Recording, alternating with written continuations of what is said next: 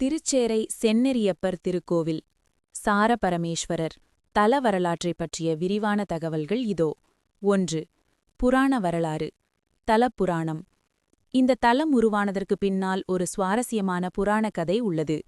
ஒருமுறை பிரம்மாவிடம் இருந்த சிருஷ்டி வித்து, அதாவது படைப்பிற்கு தேவையான ஆற்றல், பிரளய காலத்தின் போது அழியாமல் இருக்க அவர் கவலையடைந்தார். அப்போது சிவபெருமான் அவருக்கு வழிகாட்டினார். திருச்சேரை தலத்தில் உள்ள மண்ணை எடுத்து ஒரு கடம், அதாவது குடம் செய்து அதில் சிருஷ்டி வித்தை வைத்து பாதுகாக்குமாறு இறைவன் கூறினார். பல இடங்களில் மண் எடுத்தும் குடம் சரியாக அமையவில்லை. இறுதியாக திருச்சேரை என்ற இந்த தலத்தில் மண்ணை எடுத்து அதனுடன் கங்கை தீர்த்தம் மற்றும் காவிரி மணலை சேர்த்து செய்த குடம் மட்டும் உடையாமல் உறுதியாக இருந்தது. இதனாலேயே இத்தலத்திற்கு திருச்சேரை, அதாவது திரு பிளஸ் சேரு என்று பெயர் வந்தது. சேரு என்பது இங்கு வளமான களிமண்ணை குறிக்கிறது. 2.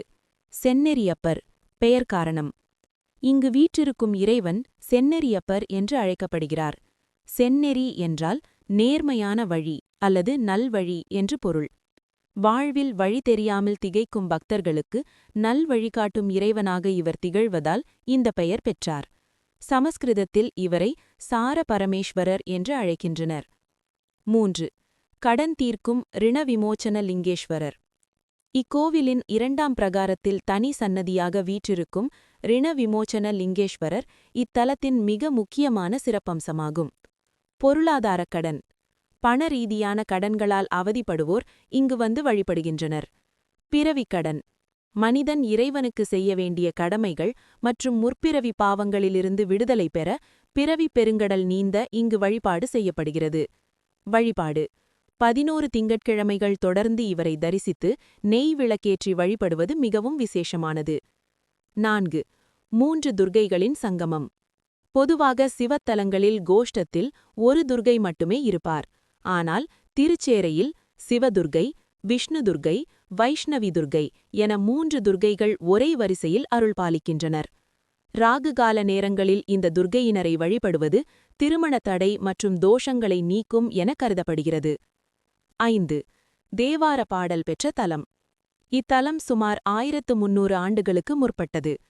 திருஞான சம்பந்தர் இத்தலத்து இறைவனை போற்றி பதிகம் பாடியுள்ளார். திருநாவுக்கரசர் செந்நெறியே செந்நெறியப்பா என தொடங்கி இத்தலத்து இறைவனின் சிறப்புகளை பாடியுள்ளார்.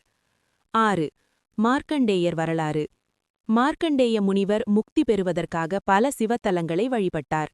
அவர் திருச்சேரைக்கு வந்தபோது இத்தலத்து இறைவனை வணங்கி என்றும் 16 வயதினராக இருக்கும் வரத்தை பெற்றதாக ஒரு ஐதீகம் உண்டு. 7. தலமரம் மாவிலங்கை. இங்குள்ள தல விருட்சமான மாவிலங்கை மரம் ஒரு அதிசயம். இது ஆண்டின் ஒரு பகுதியில் இலைகளே இல்லாமல் பூக்களாகவும் மற்றொரு பகுதியில் மொட்டுக்களாகவும் பின் இலைகளாகவும் மாறிக்கொண்டே இருக்கும். இது இறைவனின் படைப்பு இரகசியத்திற்கு சான்றாக கருதப்படுகிறது. இந்த கோவில் கும்பகோணம் திருவாரூர் சாலையில் நாச்சியார் கோவிலுக்கு மிக அருகில் அமைந்துள்ளது. நீங்கள் வேறேதேனும் குறிப்பிட்ட சடங்குகள் அல்லது திருவிழாக்கள் பற்றி அறிய வேண்டுமா?